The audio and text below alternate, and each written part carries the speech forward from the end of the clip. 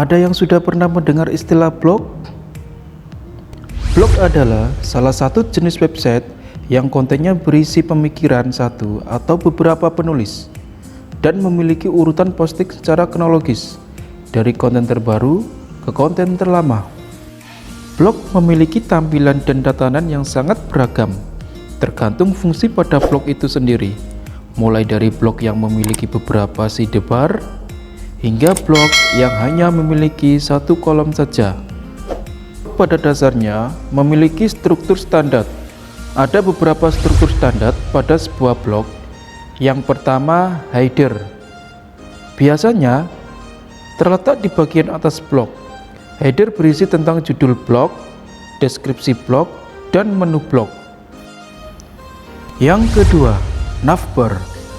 Elemen ini biasanya terletak di atas header. Fungsi dari navbar untuk mempermudah editor atau pemilik blog dalam mengelola blognya. Navbar biasanya tidak akan tampil jika diakses oleh user lain selain pemilik blog. Yang ketiga, main blog. Biasanya terletak di bagian tengah blog. Disinilah tempat di mana postingan blog berada. Pada main blog juga terdapat struktur seperti judul, tanggal, nama penulis, serta kolom komentar. Yang keempat, sidebar. Pada elemen ini biasanya terdapat populer post, archive. Kalian juga dapat menambahkan widget lainnya seperti kalender, jam, dan widget menarik lainnya. Letaknya bisa di kiri atau kanan sebuah blog. Yang kelima, footer. Terletak paling bawah blog biasanya terdapat informasi singkat pemilik blog, kontak atau form subscribe untuk diisikan alamat email. Berikut contoh dari struktur blog.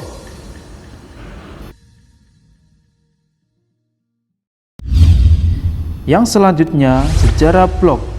Sejarah blog dimulai pada tahun 1994. Waktu itu, Justin Hall membuat laman pribadi pertamanya pada Januari 1994 dengan nama links.net. The New York Times Magazine menyebut Justin Hall sebagai the founding father of personal blogger. Yang selanjutnya, pada tahun 1997 lahirnya istilah weblog. Istilah weblog pertama kali diperkenalkan oleh John Berger melalui situsnya yaitu Robot Wisdom. Dan pada tahun 1999, weblog disingkat menjadi blog. Pada tahun ini, Peter Merholz, desainer Groupon, OpenTable, dan Jawbone memperkenalkan istilah blog, kependekan dari weblog. Dan pada tahun ini juga lahirnya Blogger, LiveJournal, dan Xanga. Yang selanjutnya, pada tahun 2003 lahirnya WordPress dan akuisisi blogging. 2003 menjadi tahun penting di dunia blogging karena pada tahun tersebut WordPress dirilis untuk pertama kalinya. Pada tahun yang sama, Google mengakuisisi Pirelab, yaitu pembuat blogger, dan mengubah namanya menjadi Blogspot. WordPress dan Blogspot adalah dua platform penyedia layanan blogging terbesar saat ini.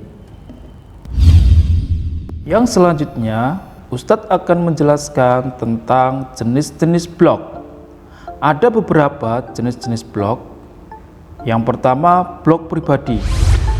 Di awal kemunculannya, blog memang dimanfaatkan untuk tujuan pribadi. Kebanyakan orang menggunakan blog untuk menulis cerita-cerita pribadi yang bisa diakses secara online. Bisa mengenai cerita liburan, pengalaman sekolah, cerita tentang keluarga, atau bahkan tentang kisah asmaranya.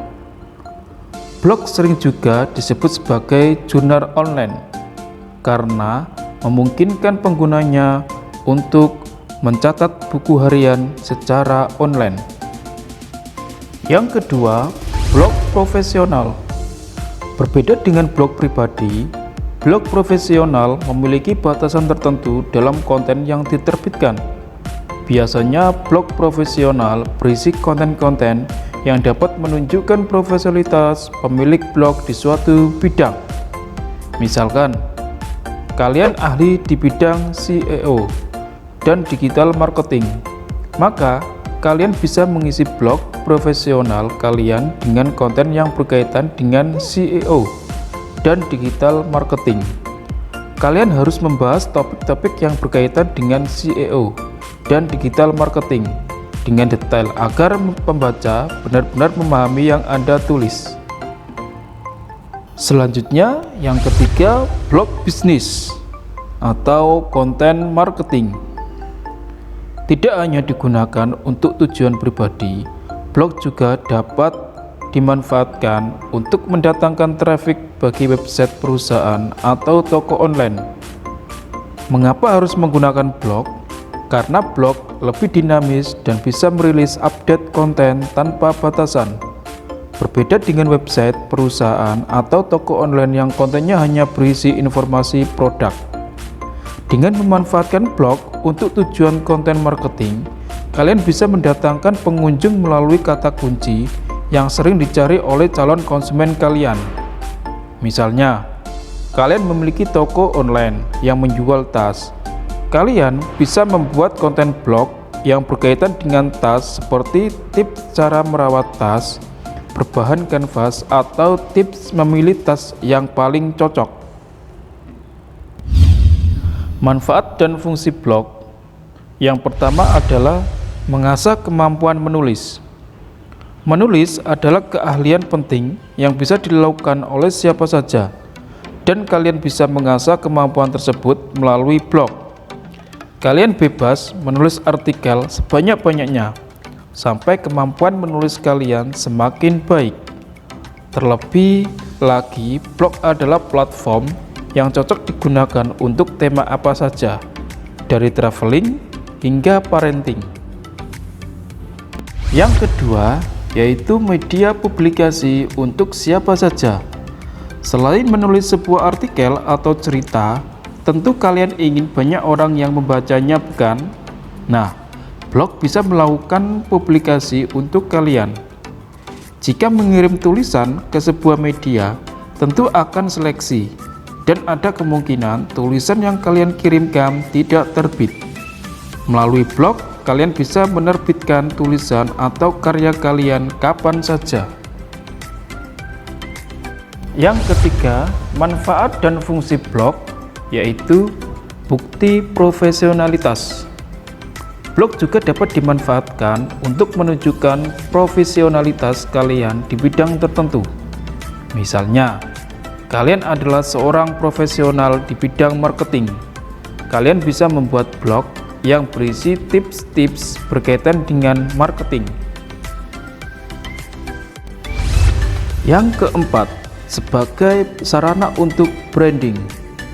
Konten-konten di blog kalian bisa menjadi portofolio online yang bisa diakses siapa saja, termasuk oleh perusahaan yang akan merekrut kalian. Apalagi rekrutmen di era digital ini tidak terbatas pada CV yang dikirimkan saja, tetapi juga pada jejak digital yang kalian miliki. Yang terakhir, manfaat dan fungsi blog, yaitu menghasilkan uang. Kalian juga dapat menghasilkan uang dari blog. Terdapat berbagai cara untuk menghasilkan uang melalui blog. Yang pertama, kalian bisa menggunakan ads Google.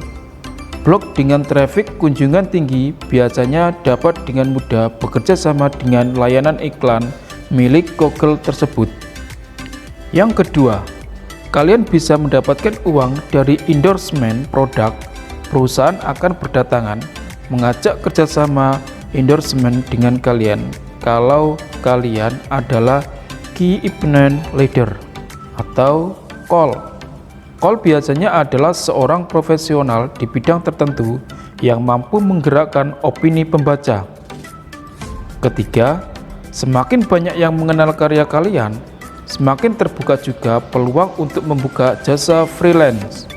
kalian dapat membuka jasa freelance sesuai dengan keahlian yang kalian punya. Bisa desain, copywriting, ilustrasi, fotografi, atau keahlian lain yang dibutuhkan banyak orang.